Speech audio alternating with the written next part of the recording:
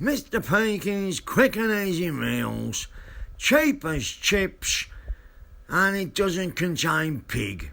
Hey, Mr. Peaky here. Quick and easy meal. Right. You go down Abdullah's on Blackheath High Street. Sorry, Antonio's. Not me, about as Italian as I am. Anyway, chicken and chips, £2. You save some chicken for Ron later on. Get it out. Slap it on a piece of bread. It's not going a free meal. Ingredients: 1 round of bread, bit of Abdullah's chicken. Hi ho, let's go. And you know what?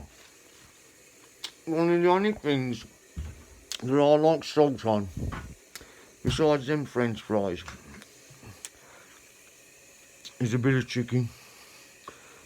So, oh bollocks, I like a bit of salt on a fucking 100 grams.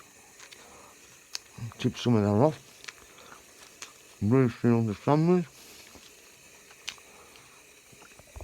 Anyway,